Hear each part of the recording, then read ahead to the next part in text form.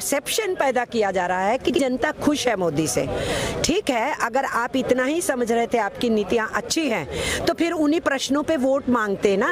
15 लाख रुपया दिया कि नहीं दिया, रोजगार पैदा किए कि नहीं किए, भ्रष्टाचार खत्म हुआ कि नहीं, काला पैसा बाहर से आया कि नहीं, महंगाई रुकी कि नहीं, इसके ऊपर वोट क्यों नहीं लिया?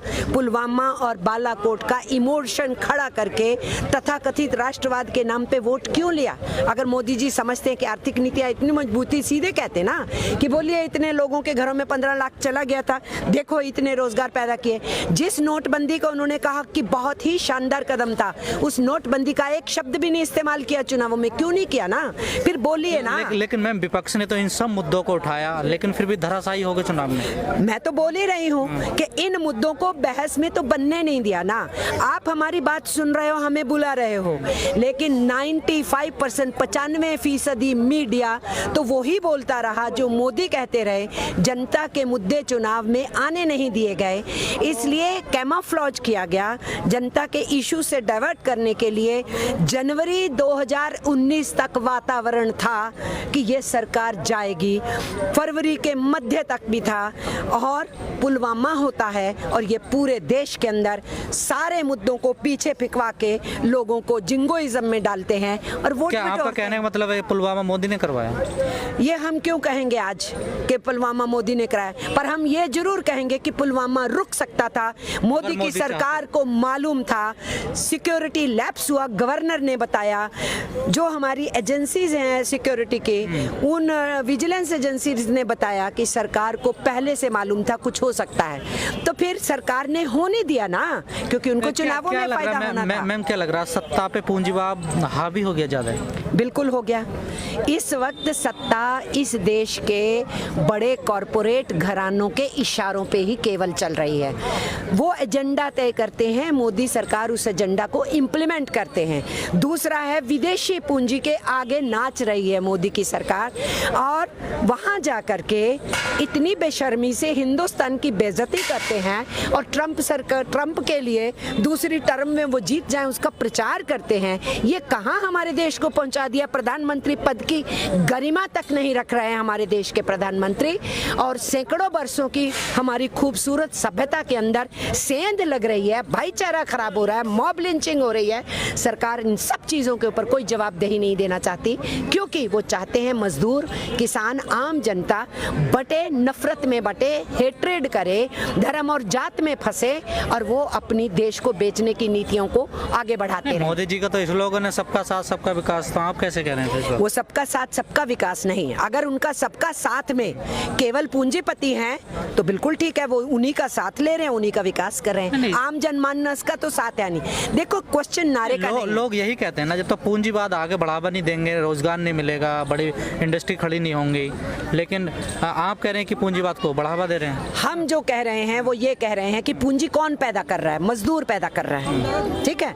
हम ये नहीं कह रहे हैं कि पूंजी अपना रोल नहीं अदा करेगी। हम ये कह रहे हैं कि जो श्रम पूंजी पैदा करता है, उसी श्रमिक का हिस्सा कहाँ है, उसकी जिंदगी दूभर क्यों हो रही है? विकास कौन करता है? जो मजदूर पिसता है, जो खदानों में घुसता है, जो कंस्ट्रक्शन करता है, जो फैक्ट्री में माल बनाता है। कौन बना रहा है देश को? मजदूर बना रहा है। तो जब मजदूर बना रहा है, मजदूर विकास कर रहा है, उसी को नौकरी से बेदखल क्यों किया जा रहा है? उसकी ही न्यूनतम वेतन को उठा करके आपने, वो 18,000 मांग रहा था, आज हम 21,000 मांग रहे हैं, आप उठा के मजाक करते हो, 9,000 की घोषणा करते हो, उसके बाद उससे भी पीछे चले जाते हो। फिर पार्लियामेंट में आप 4,628 अनाउंस करते हो न्यूनतम वेतन। क्या करना चाहती है ये सरकार? ये भिखारियों की तरह इस देश के श्रमिकों, धन दौलत को पैदा करने वालों को भिखारियों की तरह ये सड़कों पे उतारना चाहते हैं, ताकि लोग इनके आगे मोहताज हो, ये पैसे के टुकड़े फेंके और उसके जरिए से लोगों की मानसिकता को जीतने की कोशिश करें। ये हम होने नहीं देंगे। लेकिन जो पार्टियां मजदूरों की, श्रमिकों की थी, आजकल वो पार्टियां कहाँ चली गई? क्या वजह होगी जो मजदूरों ने उनको नकार दिया? पार्टियां अभी भी हैं, श्रमिकों पतन तो का हो रहा है सवाल उनका। उठाने वाली हैं, वो अभी भी मैदान में है, अभी भी आंदोलनों में है, लेकिन ये जो पार्लियामेंट्री चुनावी राजनीति है उसमें वो पिछड़ गई हैं, ये सच है।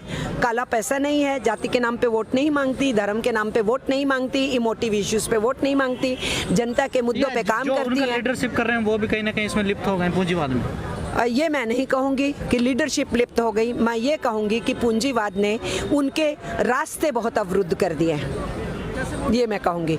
और इसीलिए मैं ये साफ और स्पष्ट समझती हूँ, सड़कों के ऊपर रेले पेले तो बढ़ेंगे ही, हड़तालें भी बढ़ेंगी ही, या ये सरकार अपने रास्ते से बाज आए, देश को बेचना बंद करे और विदेशियों के आगे घुटने टेक के इस देश की स्वतंत्रता को नुकसान पहुंचाना बंद करे, और नहीं तो अपने बोरिए बिस्तरे को बांधने के लिए ये तैयार हो जाएं। अब ये लड़ाई रुकेगी नहीं जो हम लोगों ने वो शुरू तो की है। 50 साल का कह रहे हैं कि 50 साल राज। हाँ, 50 साल का कह रहे हैं, क्योंकि जहाँ से उनको संदेश आता है, जहाँ से दिमाग आता है, वो राष्ट्रीय स्वयंसेवक संघ से आता है, और वो फांसीवाद में यकीन करते हैं, और फांसीवाद ये मान के चलता है कि एक बार हम कुर्सी पे बैठ गए तो देखेंगे जनवाद कैसे चलेगा। इसीलिए जनवाद पे और संविधान पे हमला है, चूंकि वही रास्ता वो अपनाते हुए कहना चाहते हैं हम 50 साल रहेंगे। और इस देश के लोग जर्मनी या इटली के लोग नहीं हैं, इस देश के लोग हिंदुस्तानी हैं, सैकड़ों बरसों की हमारी सभ्यता है, वो सभ्यता में गहरी हमारी भाईचारा है। ये कोशिश जितनी मर्जी करके देख लें, इनके कुछ भक्त हैं जो गुंडागर्दी करते हैं, देश का आवाम आज भी एक है, एक दूसरे के साथ है, डेमोक्रेसी में विश्वास रखता है, संविधान में विश्वास रखता है, और उसी विश्वास और यकीन को हम ट्रेड यूनियंस जनता के उस यकीन और विश्वास से ताकत लेते हैं, और हम इस लड़ाई को आगे बढ़ाएंगे। हमें पूरा यकीन है कि इनके फांसीवादी इरादों को हम हिंदुस्तान में पूरा नहीं होने देंगे।